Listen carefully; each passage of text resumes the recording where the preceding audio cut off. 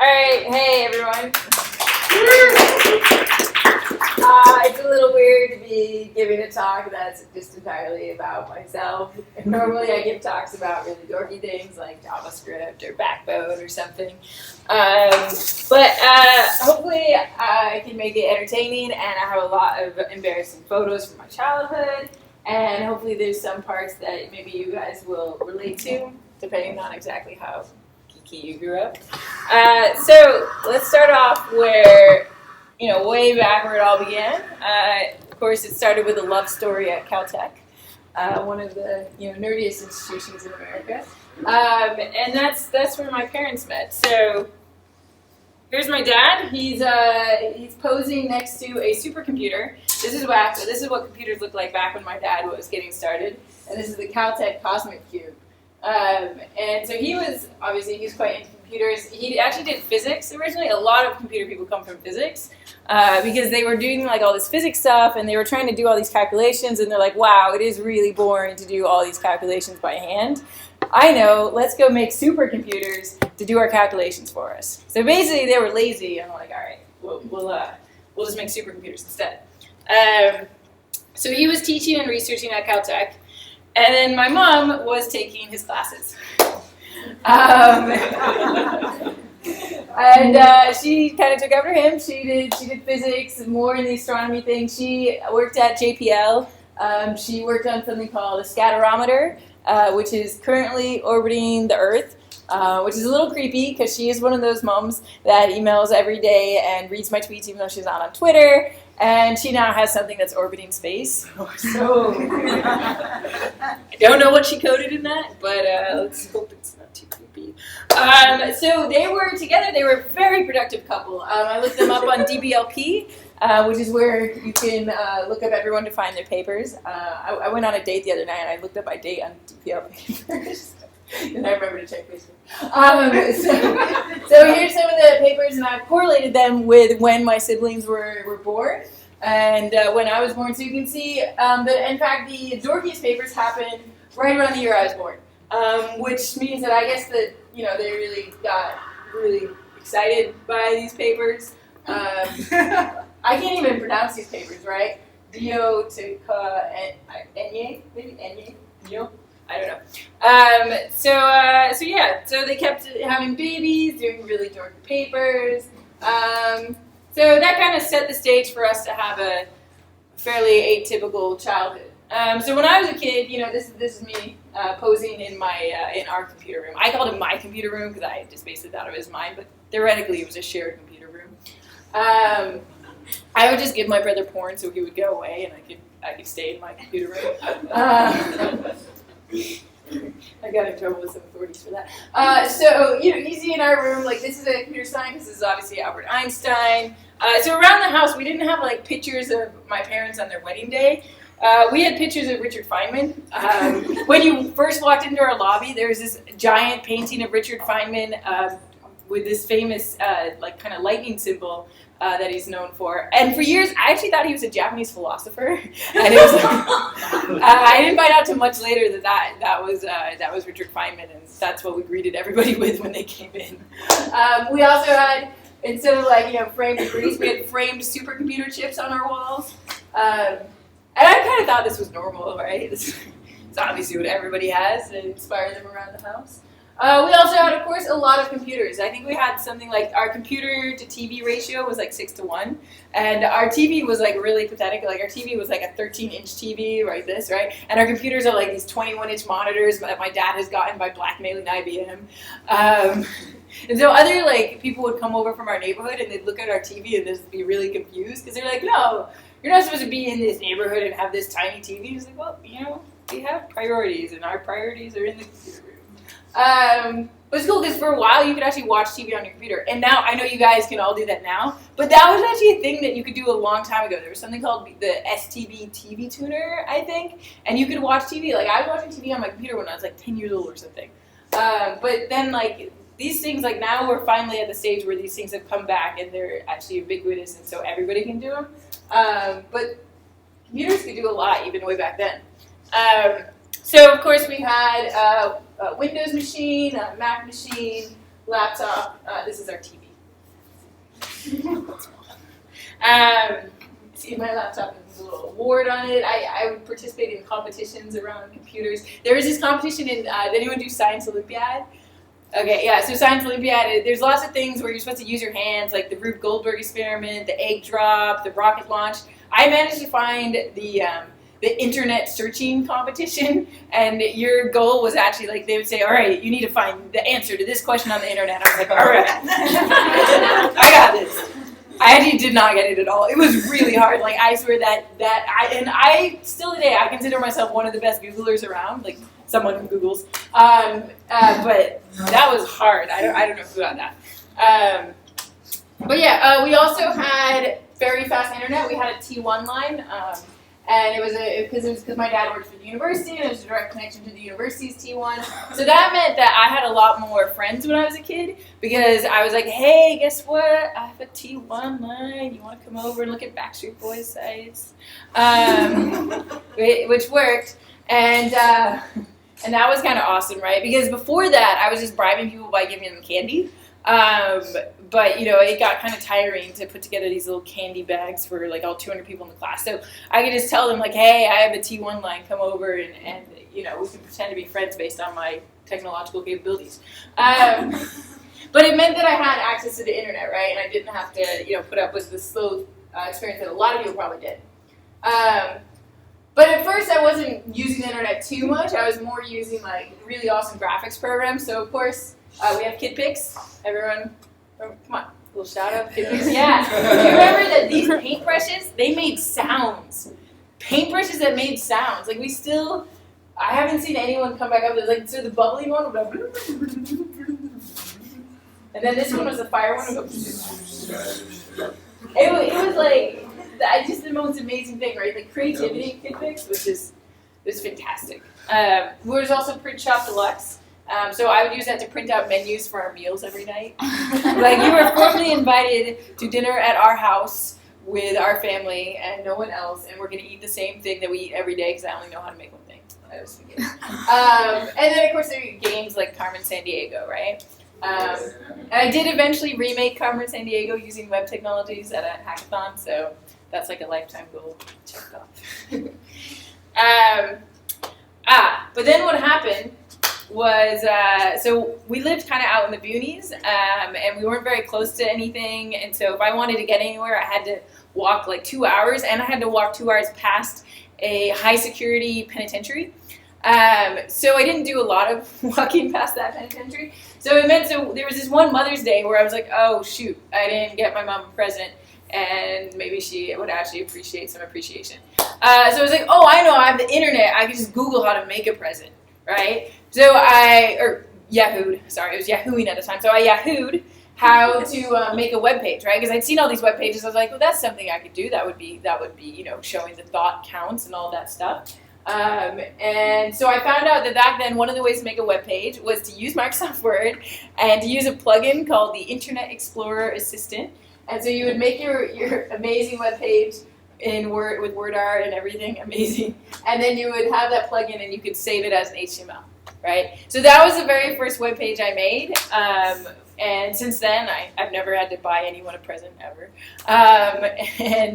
That's really what got me interested in websites, because the thing that I saw about that was like, oh, this is so cool. I can make this website, and then I could put it online. And so, like, my mom could show everybody how cool the card was that I got for her, right? So I just thought that was so cool, the fact that not only could I make stuff, but I could share it. And then I learned, like, oh, I could get input from people and I could make it interactive. So as soon as I started getting into web programming, my dad kind of latched on and was like, okay, all right, here's all the other stuff you can do. So I learned about Perl. So Perl was kind of my first real language, if you consider it such. Mad Libs was one of the first programs I wrote. And we actually wrote it on New Year's one year, so instead of watching the ball drop, we were sitting there watching my Perl script run, and we finally got it working right as it struck midnight. I was like, yes! That was quite a bonding moment for me and my dad.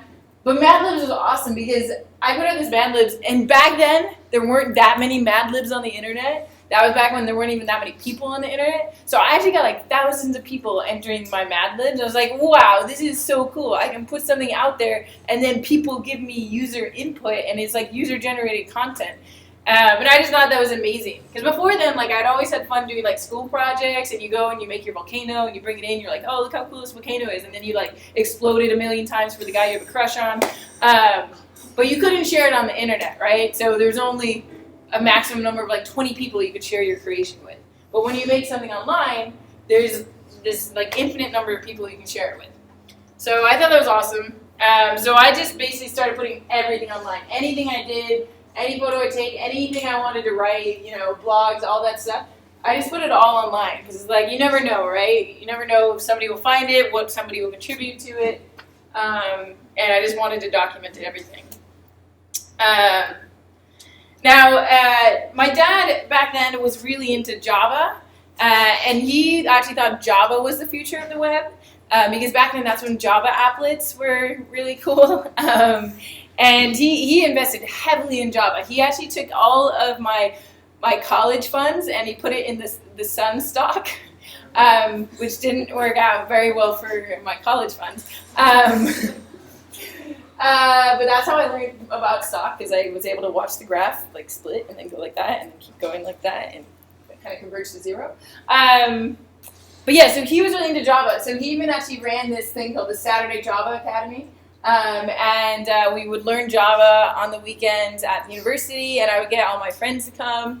And that's actually where I first got asked out with a Java applet. It was really, really cute. It was my favorite movie is Puff the Magic Dragon, and it was like Puff going, "Oh, Pamela, I really think you should go out with this guy. Will you say yes?" And even though he was gay, I said yes because it was a Java applet. So. I wasn't his last girlfriend.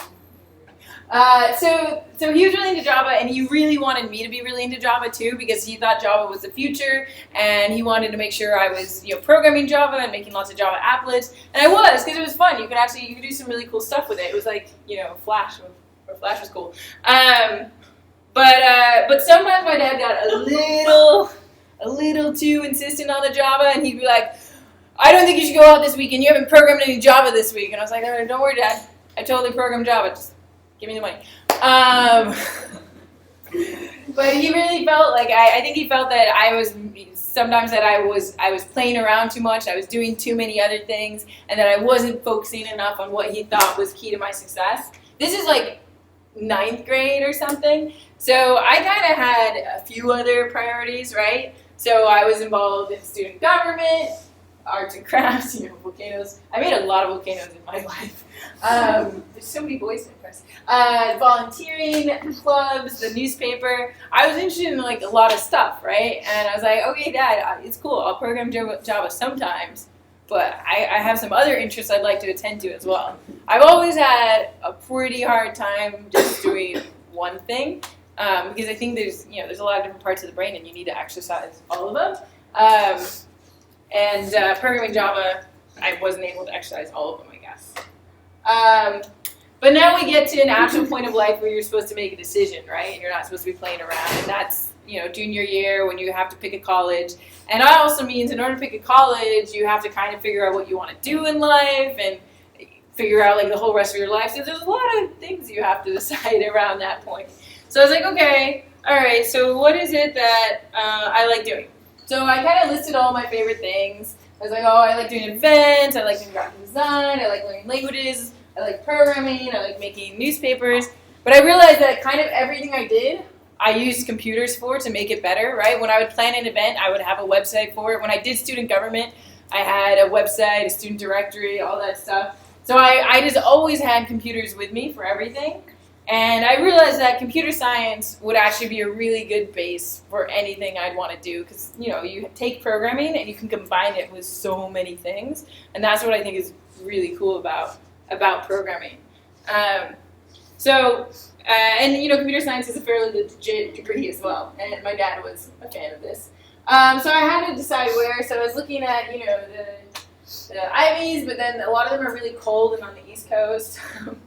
So I kind of like warm things. So I discovered this university called USC, and I just happened to get a postcard from them one day. I had never heard of them before because I do not do this football thing. I also don't do any of the sports that are happening in this city either. But I discovered USC, and I was like, oh, USC looks cool. And the reason why I really liked USC was because USC has a lot of different departments in it, and a lot of like different really good departments. So they have this School of Engineering, which is pretty good. It's not #1 in computer science, but it's pretty good. They also have, Humanities College. They have this School of Cinema, which is like one of the best schools, and they have all these professors that come in from Hollywood. Like I took a class in animation there, and our professor was one of the guys who was one of the Disney animators, and so he went through every single like Disney like urban legend and told us which of them were true and false. So like the preacher from Little Mermaid on the boat, and they say like, oh, his boner is sticking out or something, and he actually drew it on the board. He's like, no, it's clearly his knee. Look, it's his knee. But then some of them were actually sexual references. But I'll let you guess which ones. So stuff like that was awesome. I was like, okay, I can go to USC, and I can do computer science, but I can still do more of that other stuff I like to do. That sounds like pretty good. And surprisingly, my dad actually liked USC too, because USC would let you do undergraduate research from the first week you entered. And undergraduate research in computer science or any engineering degree is considered a pretty good thing and a nice experience. So he was behind the decision, even though he may not have known my secret plan to do lots of other things on the side. So in those 4 years, I did computer science. I did a 3D animation degree, which mostly involved in me animating boba, because I really liked boba at the time. So I would go into the local boba shops, and I would just sit there taking photos of everything and like sketching. Eventually, they kicked me out. But it was fun. I did a linguistics minor as well, because I think language is awesome. And it was really cool. I took the intro to linguistics syntax at the same time as taking our compilers class. So I was doing parse trees in both classes, but in one class it'd be like parse trees of a language, and in the other class would be parse trees of was it like a programming language versus the English language. And it actually made it all make better sense to me. Like, I think I did much better in that class because of being in those two at the same time. So linguistics is fascinating. And I also worked in the games program, even though I'm really, really bad at playing games and anything like that. So I made all the students put Pamela modes into the games so that I could actually win at something. So that was pretty fun. And I also did a lot of web along the way, right? I always had to make websites for stuff, so we had this online magazine, and I had this summer where I really discovered web APIs, and I got really, really into that. One of the funnest games I made was actually not up here, but called the Profane game. And this object, I discovered this API for profanity, which you'd give it a word or a sentence, and it would tell you if there were profane words in it. So I was like, oh, how can I use this? So I made a game where the goal is to type in as many words as you can in 60 seconds that are profane. And people seem to really enjoy this. Like, I think people had a lot of stress. This was back when Dig was big, and so this is the one time I actually got dug up, and so this thing got it was on Lifehacker, it got dug, and then it got like 25,000 hits that day, and we look at the Dig thread, and everyone's like comparing their list of bad words. And then eventually somebody figured out it was really easy to hack the high score script, because I had no protections, you just entered a URL. And people also posted JavaScript snippets for automatically sending bad words, and someone's like, I really should be sleeping with my wife right now, but this is too fun. So that was one of my funnest little mashups that I made. And the profanity API, I was worried they were going to hate me because I'm like, wow, I just hit their servers hard and not for what they wanted.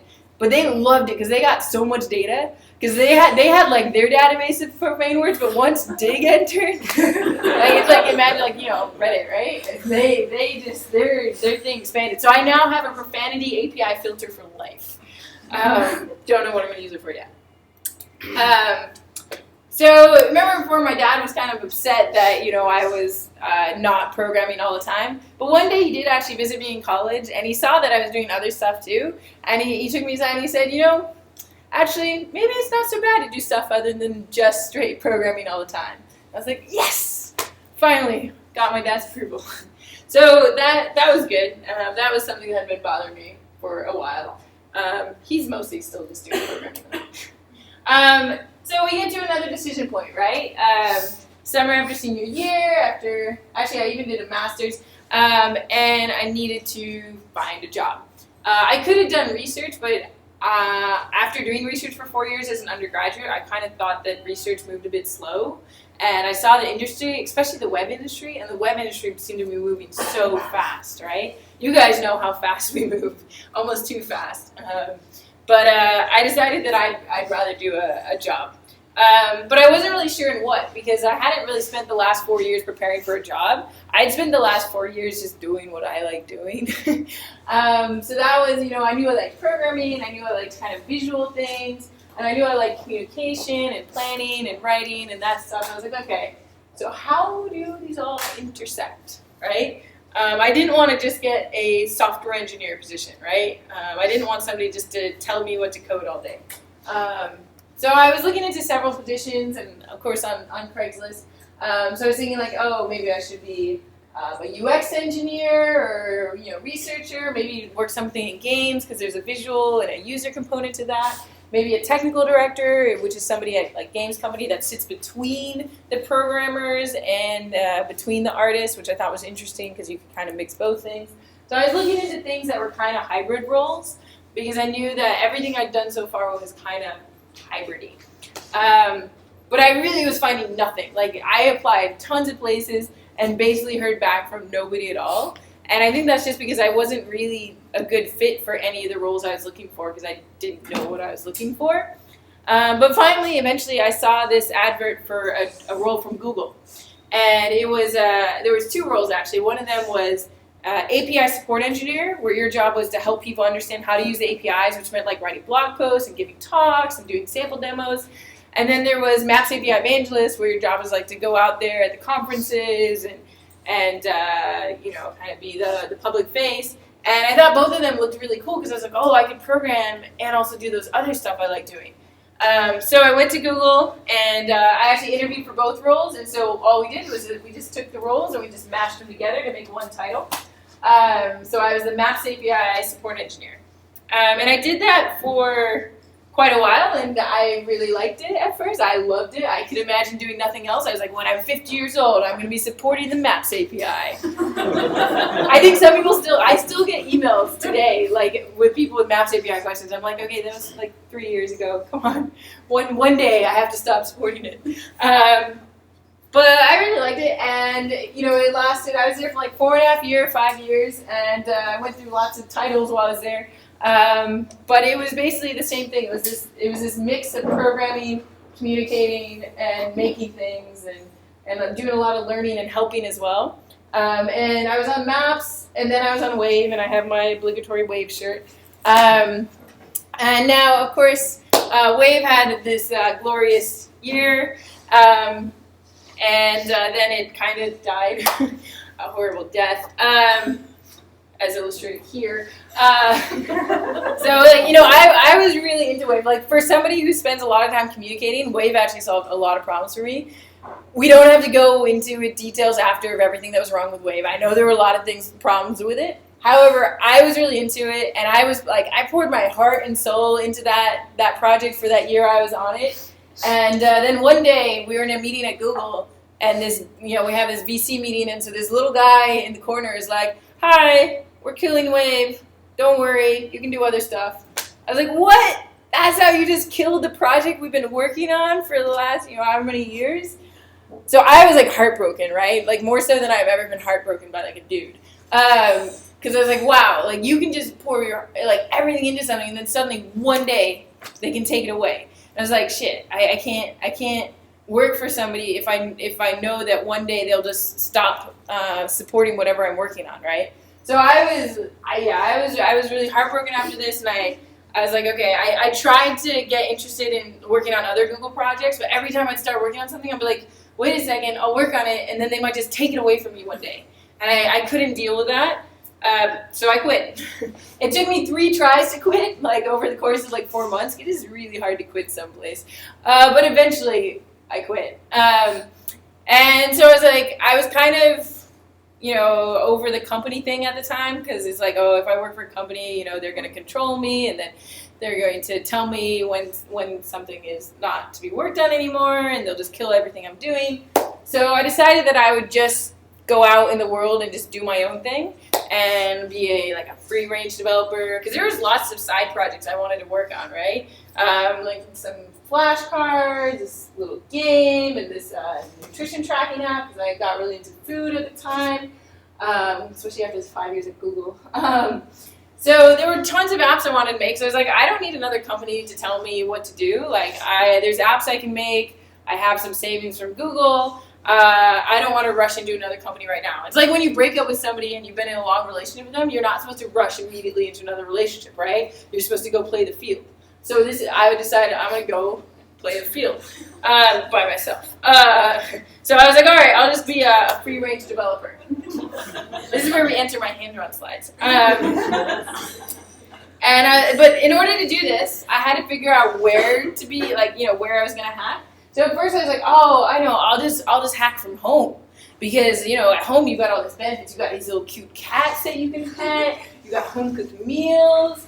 You don't have to worry about the commute and getting run over by every crazy thing in San Francisco.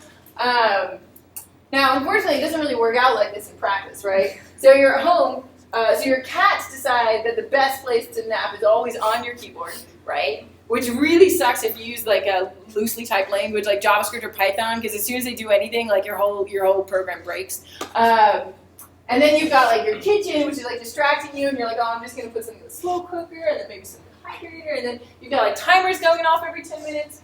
And then, you're trying to bang on this problem in your code, and you're like, oh, I could just walk over to my living room and watch Glee instead. And then it turns out that thanks to Hulu and Netflix, you can watch 10 seasons of Glee without ever stopping. So that didn't work out so well, right? So I was like, all right, I need a new plan. So I was like, oh, okay, I know, I'll do what everybody does. I'll work at cafes. I could just drink this bottomless cup of tea, and I could eavesdrop on hipster hackers, and I could listen to what startup they were planning, and then I can just code the startup while they're planning it, and then park all the domain names and then charge them for it. You can actually do that. And so I was like, oh, this would be amazing. I'll do cafes. However, they also don't work out in practice. Most cafes weren't actually designed for hackers to sit at them and hack all day. So first of all, they don't have many outlets. So these are actual, if any of you guys are thinking of doing it, these are actual maps of cafes in San Francisco with the location of the outlets. As you can see, there are not very many outlets, right? There's 3 in each of them. And then of course you have to plot them next to the proximity to the bathroom as well. So they're not designed for hacking at all. And also people give you these weird looks. And then other people can take your spots really easily because you don't have this reserved spot, right? So there's one Starbucks on Howard and Beale or something like that, and I really liked it because it had a good amount of outlets and comfy chairs. But I was always competing with the local homeless people, so I had to get there really early because if the homeless people got there first, they would just sleep there all day because they don't have anywhere else that they need to be going. So it was really normally if you're competing with normal people, eventually they leave, but when you're competing with homeless people, they don't leave. So I'd have to get there really early, or then I'd get there too late, and I'd kind of just sit there eyeing the homeless person all day. And that wasn't very fun. The only good thing about that is that Starbucks did actually give me free teas all the time, because I think they thought I classed up the joint. I was like, wow, I'm the classiest person in this joint. The other problem is the bathrooms, right? So you get situated at a cafe, you finally got the outlet, you're on the Wi-Fi, you're doing some mobile hybrid app hacking, so you've got your Android and your iPhone connected, and then you realize you just really need to go to the bathroom, right? And you're thinking to yourself, no, I'm just gonna debug this, and you start eyeing the bathroom. You're like, oh god, that bathroom, it looks so amazing. No, I'm just gonna deploy one more time, and then eventually you just give up, right? And you have to unpack it, pack everything back in your backpack, and run to the bathroom, and then you just don't have the effort to put everything back together again, right? So I think that the bathroom was actually the thing that killed it for me, right? If I could just freely go to the bathroom and whatever, maybe I would have stayed at cafes and gone with it. But that was just the last straw, right? And it is actually medically bad for women to be holding it, right? Because you can actually get uterine cancer or whatever. So you should not do it. It's bad for you.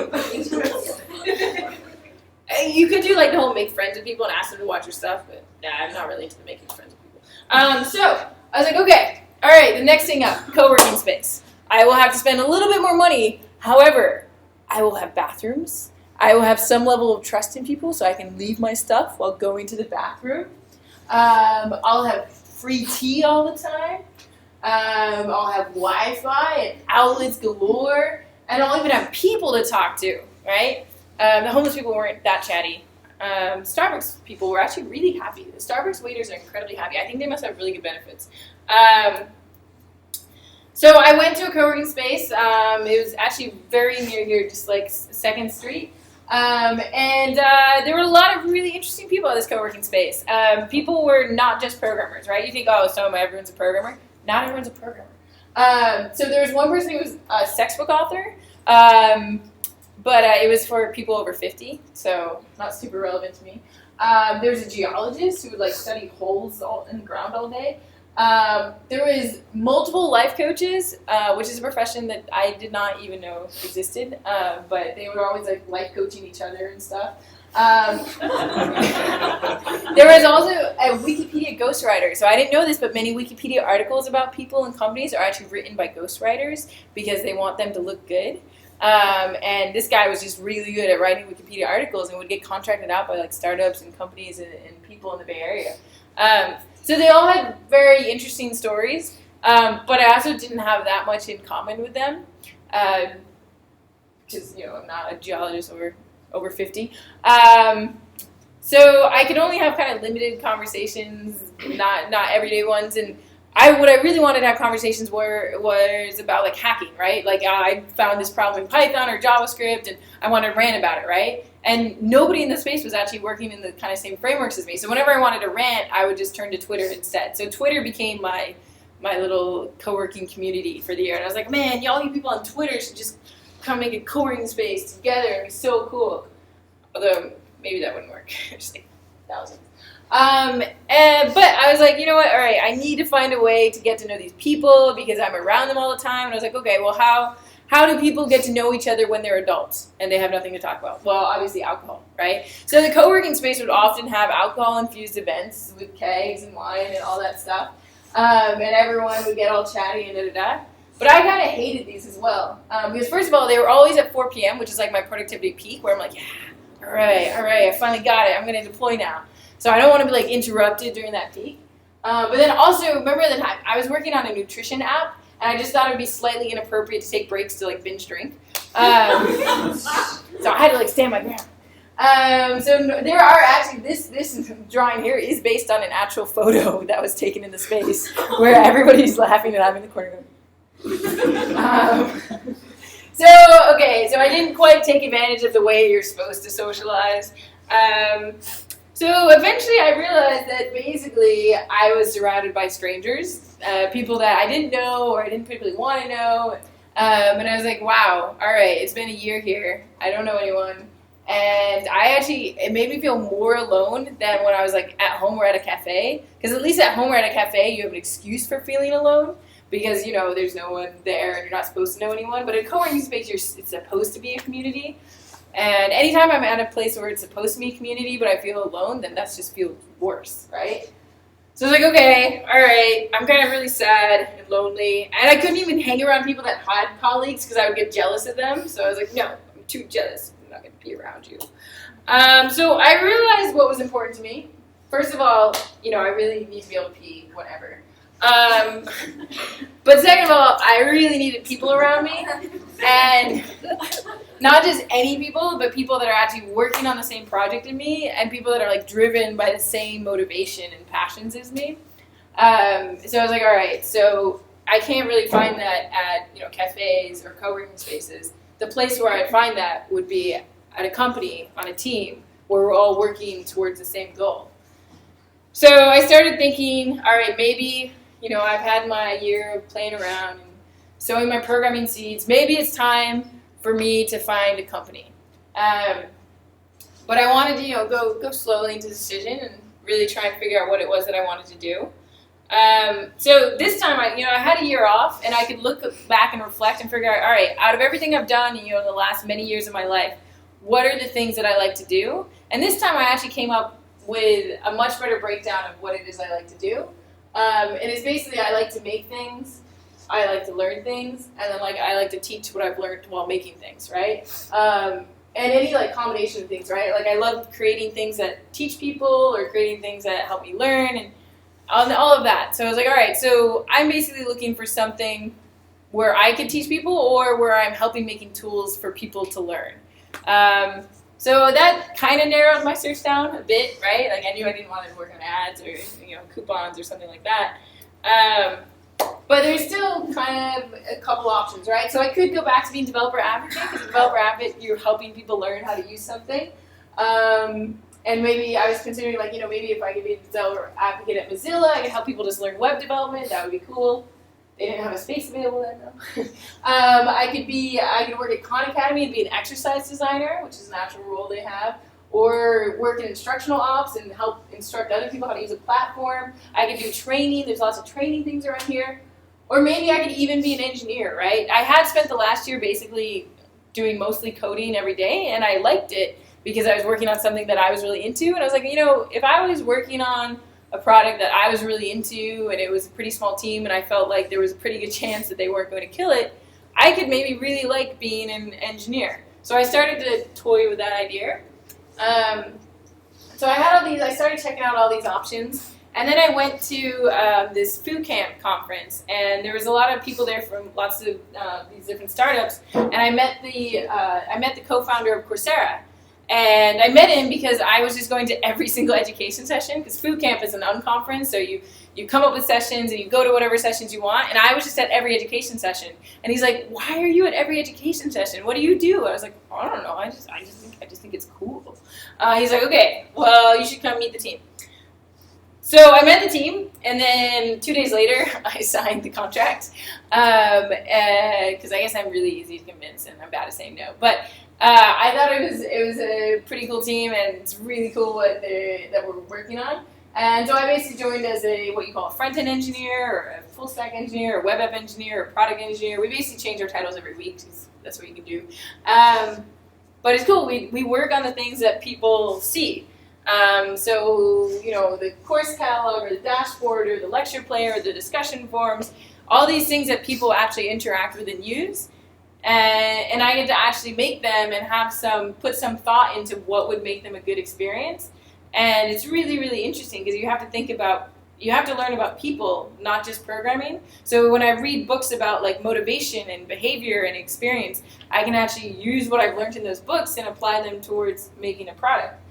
So it is actually, even though it is engineering, it's in engineering where, because we're so small, we can actually have this creativity as well, and that's always been really important. But I don't just get to engineer, I can also do other things, right? So I can also help contribute to the company culture. What I've realized actually is that when you're at a startup, it's not just about building the product, it's also really about building the company, because what you do in that first year is going to kind of dictate how it's going to be 5 years from now. So we're trying to create a company that shares a lot with show and tell, and has fun with games nights, and it's open with open sourcing. So I find that really interesting as well, to try and contribute to this company culture and set the stage for it. I can also host events that relate to it. So we had a whole line of study groups last year with Python group, and I can write blog posts and speak at conferences about the stuff I've learned there. So even though I'm just an engineer, there's actually a lot you can do as an engineer, especially at a smaller company like this. But I still have the desire to teach, so I don't really get to teach a lot as an engineer. I mean, I get to do some internal trainings, and I try and do as many of those as I can, but there's only so many people to train, and I'm kind of done now. But I still have this craving to teach, so that's where Girl Development comes in. So I have to admit, it is a very noble organization, but I also just started doing it because I just wanted to get out my teaching urges. So kind of selfish, but I'm sure lots of noble things start with selfish desires, so that's cool.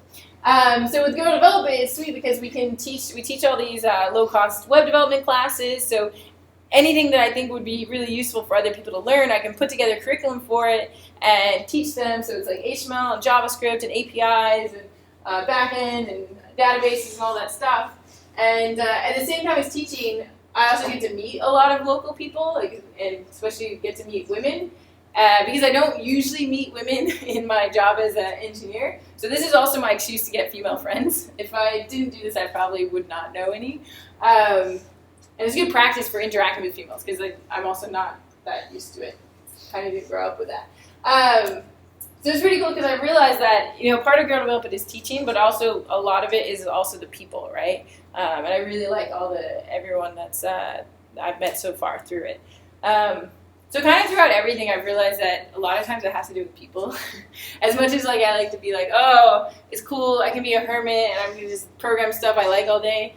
But a lot of it comes down to who are you actually doing it with, and do you actually enjoy them, and are you working, do you all have similar passions and motivations? And it makes everything so much better when you're actually working with people. So that's where I am right now. I like to think that I'm still pretty young, hopefully. So I think there's a lot more that can happen. I'm thinking maybe the good plan is to completely switch professions every 4 years. And I don't know what the next one will be, but it's all been a really fun experience to learn so far. So thanks.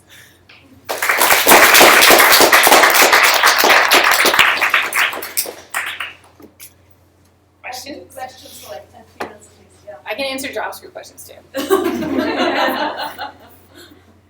So are you considering opening your own startup, teaching tools that's related? There's so many Code Academy and Coursera. Yeah, I mean because I did contemplate actually turning one of the that nutrition app almost did become a startup. I had a co-founder for a while, for 2 months, but then it didn't work out, and I realized in retrospect that I'm glad it didn't work out. We were at the stage before we signed all the papers and all that stuff, and that's when I realized that it is a massive commitment to go in on a startup with someone. So if I was going to do that again, I would want to do it with someone, because I realize it's really hard to be doing anything by yourself. So I'd want to do something with someone, but it would have to be somebody that I felt really, really confident about doing. Because basically when you're going in on a startup, it's a bigger commitment than a relationship, right? And you're supposed to be in it for at least a couple years. So I haven't found, that particular thing I would do, or that particular person I would do it with, but that could be the thing to do in 4 years.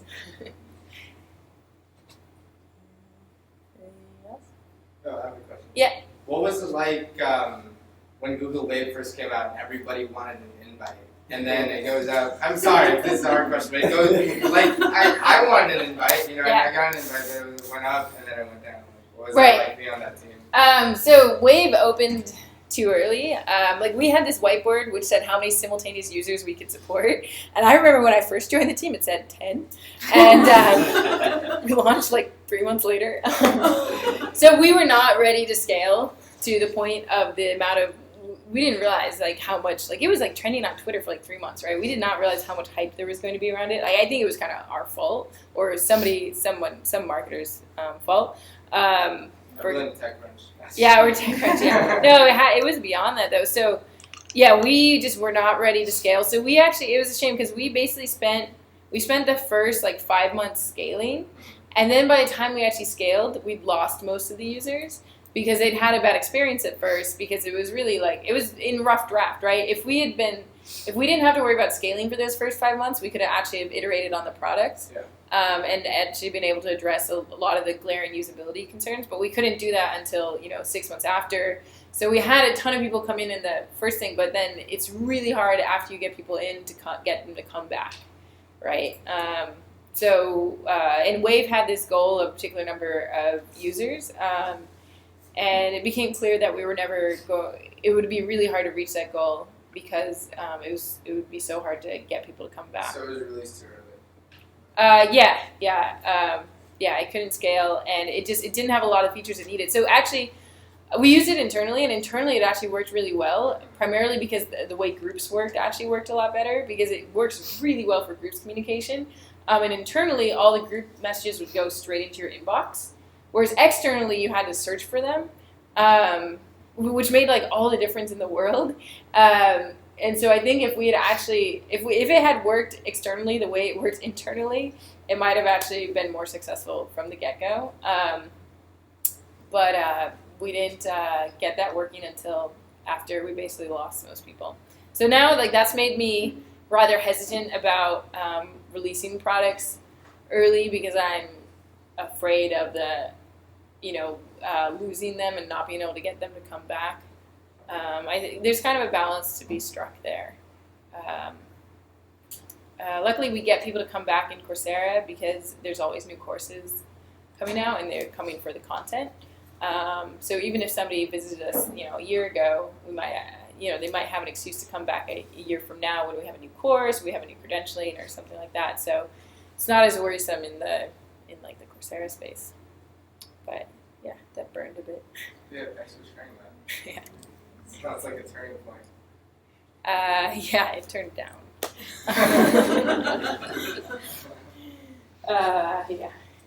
Yeah, and I think we could have also, Wave could have gone enterprise really easily, but Google is not really, Google has Google Apps, but it's not their main thing. They're not super into it.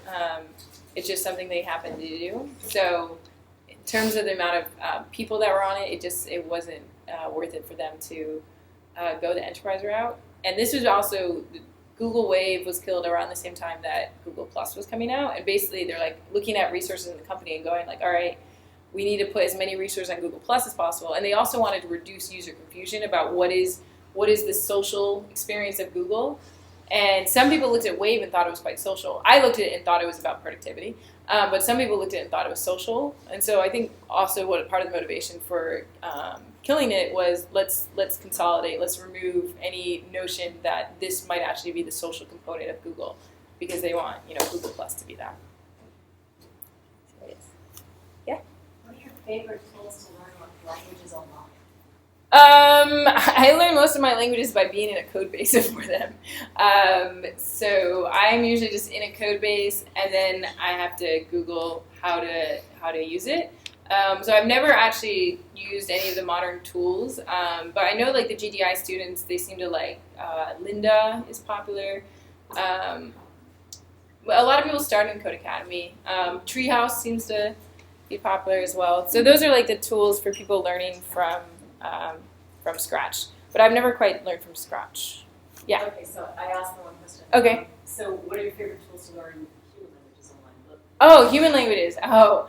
I did play around with Duolingo for a bit, which is really cool. It's from Louis Van On, and I have like, nerd crush on Louis Van On, and I think everything he does is amazing. And I've even emailed with him a few times. So his Duolingo, I think, is really cool. I like what he's doing there. I didn't stick with it. I think that they need to work on the stickiness, which is also something I'm trying to work on at Coursera. Because the thing about language learning is it's something like you do it and you're into it, but then you forget about it because it's on the side, right? So I think, you just need more immersion. So I usually try and if I'm into something, I'll switch my entire browser language to that language. I'll switch my Google account to that language, so that I'm surrounded by it. And that's why when I make my language things, I usually make them Chrome extensions, so that I have a reminder of it all the time. Because I think with language learning, you need that omnipresence, right? Like if it's an email once a day, if it's a Chrome extension, that my Chrome extension would remind you how many days it was since you last did it. So I'm hoping Duolingo will work more on that. And otherwise, I usually am just Googling etymologies and finding out how words are related to each other in other languages. Yeah. Yeah. What's your, Oh. Go ahead. what's your favorite web technology at this moment? I know there's so many ways, development, Yeah, I mean, so we're working in 3 stacks right now at Coursera. We have PHP, we have Python Django, and we have Scala Play. Scala Play is our new stack, so it's so new I haven't even been in it. So Django Python's okay. It's kind of too magical for me. It makes me accidentally do stuff to our database that I didn't mean to do. So I apologize if you were one of the 70,000 students I unenrolled that day. Always have backups. PHP is kind of disgusting. So sometimes you use things because you have to, because that's what you started with, right? Because when you're doing stuff, sometimes you do it for consistency with the rest of the code, right?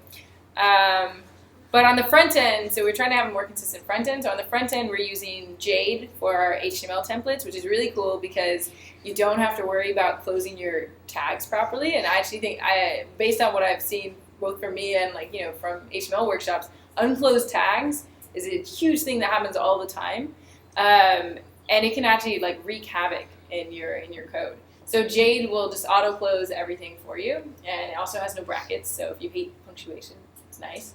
And we also use Stylus, which has no punctuation for our CSS, and then we use Backbone. And Backbone's not perfect, but it actually seems to work pretty well and in terms of helping us separate our presentation and our data and our structure. So I like our front-end stack. I've explored other front-end stacks, but I don't think any framework is perfect. I think what's more important is picking one that works pretty well for you and that won't be too hard to extend and modify, and just to have the entire team at a company, just to have the entire team decide that that's what you're going to do, and then you can build up this knowledge base of best practices and also a library of tools that you can use with that, right? So Backbone may not be the best JavaScript framework out there. Maybe Ember would be better, maybe Angular would be better. However, we have so much in our code base that's using that now, and we have so much built up around it, and we know how to test it, that I think it's best just to stick with it, because it's being consistent. Yeah. Did you know?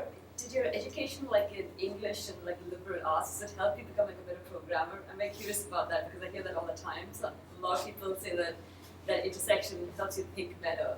I'm just curious about that point. Take us.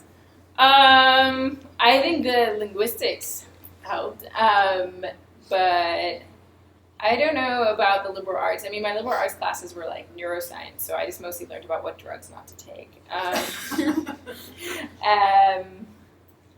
Yeah, but certainly it helps with writing, right? Because I think writing is really important. I'm a big fan of documentation. That's a lot of what I did at Google, was write documentation and fix our documentation and yell at other people to fix their documentation. And I think it's also important even when you're an engineer, right? You need to, I encourage everyone to anytime anyone says how to do something, I'm okay, make a wiki page, right? Because I always forget how to do stuff, so I just want everyone to document how they do stuff. So I think writing is really helpful because it helps you share information internally and also share it externally, right? Because I feel we developers, we encounter things all the time and we come up with the solutions, but then we're not always very good at sharing them. And so if you get into a habit of sharing your solutions and writing them, then we probably have a lot more solutions documented on the web. And that's something I feel bad, because I've only been blogging once every few weeks lately, or even once a month. But ideally, I would blog once or twice a week, because I think even if you think something is silly and just for you, you never know. There's probably somebody out there that's encountered that and would be really curious to read what you learned. So I think that writing is a really crucial thing for someone to be a good engineer. I don't necessarily know that my education helped with it, but I think reading lots of books helps with it. I find the more I read, the more I want to write. I think it gives you a craving when you read what other people are writing. Yeah. I absolutely love your presentation and the sketches. So I had a question about the sketches actually. Do you sketch regularly or sketch about your daily life on a blog or something, or did you sketch specifically for the presentation? Well, so actually, this was kind of a combination of Ignite talks that I've given in the past. Okay. So I had an Ignite talk called Growing Up Geek. And that was kind of my childhood. And then I had a night talk at that conference about being a hermit hacker. So for that one, I did all the sketches. So I when I'm doing stories about personal things that happened, I like to use either pictures or sketches. Yeah. So I'll just sit in a cafe with a whiteboard. So that's just a whiteboard, right? So you just whiteboard, markers, you draw it, you take a picture, draw it, take a picture. Pro tip, do not try and color in the skin of people. It will take you double the time if you try to color in the skin, and then they'll end up looking green because the black mixes with the yellow. because this was actually like this is the second whiteboard presentation I had done. The first one I did, I tried to color in everything, and it was horrible. It took so long. So it's very fun. Like I like doodling, right? You know, we got to doodle a lot when we were kids because we had notebook paper. We don't get to doodle that much as adults because you can't like doodle on your laptop. So I usually just have my arm ready to doodle on. But if I have an excuse to doodle, like for a presentation, I will totally do it. Yeah, it's fun. So if you can get, there is a balance of like women and engineers and programmers at startups or at companies like Google. Do you think that would change the way products are developed, or how or like what products are developed? Yeah, it's a good question. I have noticed there's a few things that if I was a guy, maybe I would be making different decisions. Like one of the things I'm looking to now is gamification. And so we have lots of people who tell us about the amazing gamification stuff they've done, and they'll present it to us, and they're like, and it was like Star Wars themed, and then there's like explosions, and I'm sitting there going, okay, that's cool. I would not be used to that. So it's not just there's being a girl versus being a dude, and there's also just what you're into. So I also have this presentation about like being a Barbie girl in a computer world. And I'm not very Barbie, but I'm also not super geek. Like I've only recently gotten into Joss Whedon and all the things you're supposed to be into as a geek, and I don't really play games and all that stuff. So there's a lot of stuff that I don't identify. So I think that diversity helps because it means like for the gamification stuff, like I take everything with a grain of salt. Where I'm like, okay, I can see how some people would enjoy that, but let's find something that is proven to work with everyone, and something that will tap into what everybody likes, right? So I don't know if it's as much girl versus guy, and there was just an article that came out today about some study where there's psychological differences not being that different. But I think there is a diversity of like geek versus not geek, or like your interests, right? So I think ideally you get a diversity of everything. It's just people use girl versus guy as a general indicator of that diversity of opinions, but you could try and use other things as well. So like at Coursera, I'm hoping that we'll get more people that came from alternative education backgrounds. Right now we have a lot of Stanford students, but ideally we'd get some people that taught themselves online or learned in a very foreign university, and that would help inform our opinion of how we do education, right? Because if you only have a bunch of Ivy League people doing it, you may not have the most balanced approach to stuff. Yeah.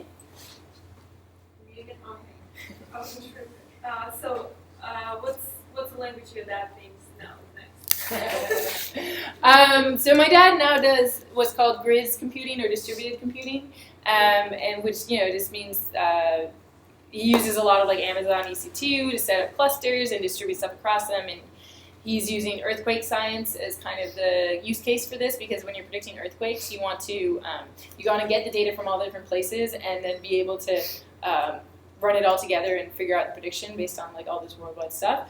So I don't know if he's particular about languages as much as he's particular about like stacks and the way you set up these grids. I remember when last time we had dinner, he was like, hey, how come Google, this is when I was working for Google, he's like, how come Google hasn't come up with an Amazon competitor?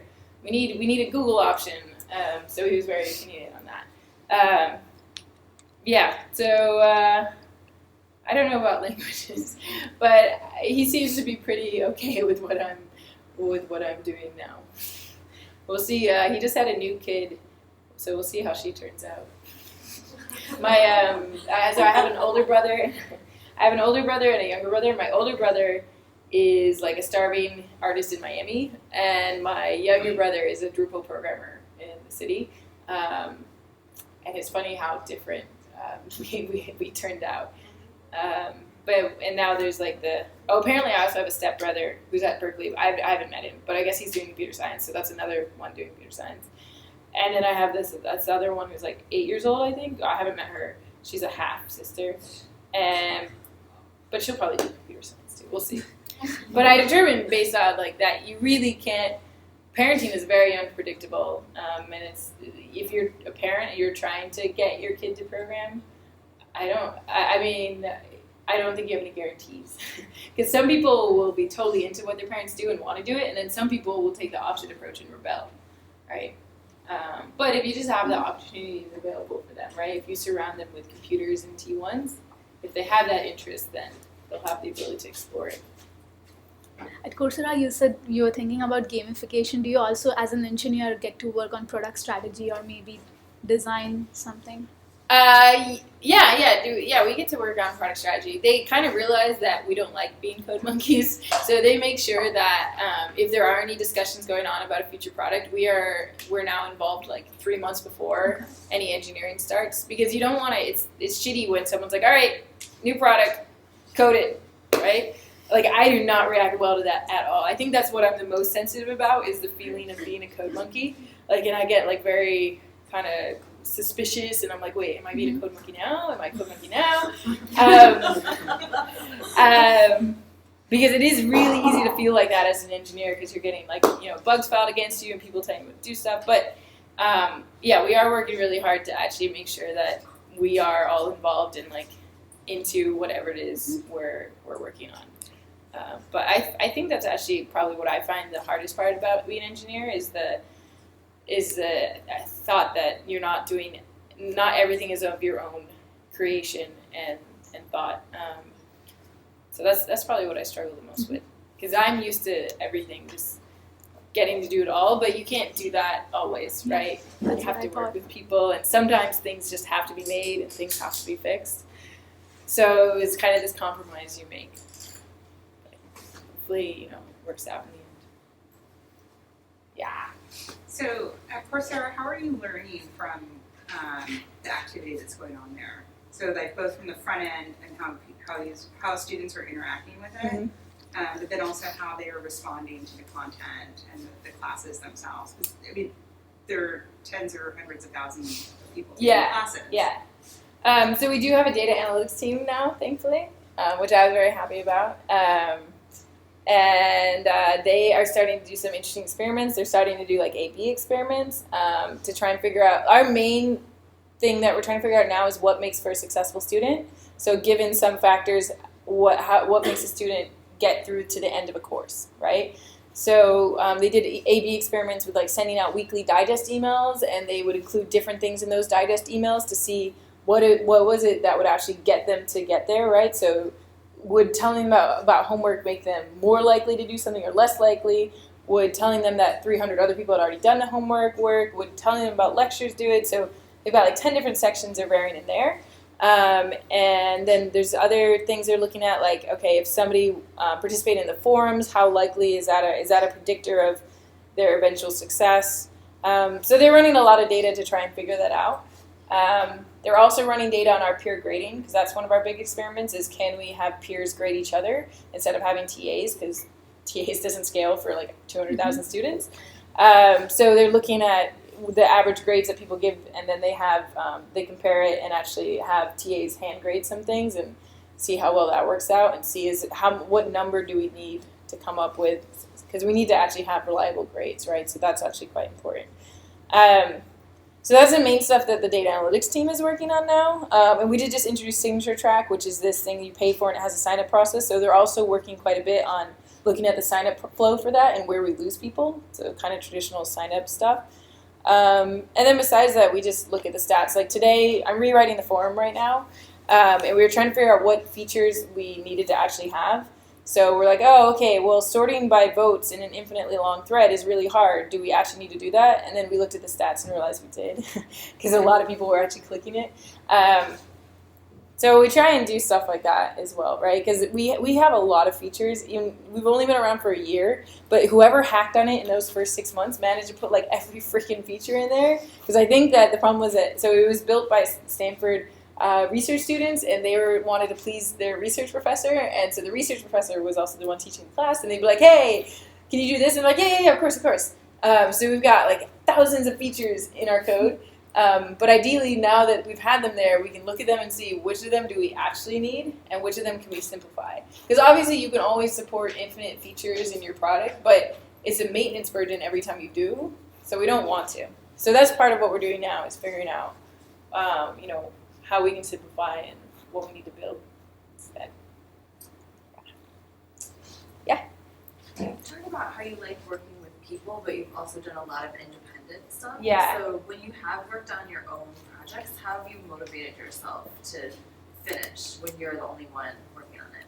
I think I just imagine my dad. Yeah.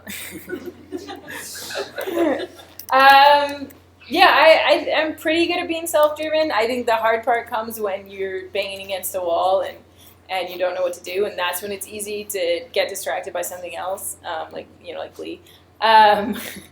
Sometimes I've done things which, like contests. I did a lot of contests, and contests have deadlines. But generally, I'd say that I'm just self-driven to do those things. I don't really set too many deadlines. Maybe I should. The thing is, I'm really bad at not doing anything. So like if I have a weekend where I accomplish nothing, I feel really bad. And I've always been very bad at having long weekends and stuff like that, because I have this like sneaking suspicion that I really should have gotten some work done. So I think it's just guilt, right? I don't think this is necessarily like the healthy response. But I think it's just the notion like, wow, like I just spent a day and I didn't accomplish anything. So I guess at the end of each day I think about what I accomplished. I know I should probably learn to relax more. So I don't think you should take my advice here. Write yourself an app. Yeah. The relax tracker. Yes, Have you relaxed yet? Relax. Yeah. Yeah, every once in a while I realize that it's actually more important to hang out with people. Kind of go in phases. Like hermit phase, people phase, that stuff. Cool? All right. Good. Yep. Thank you so much. Thank you so much.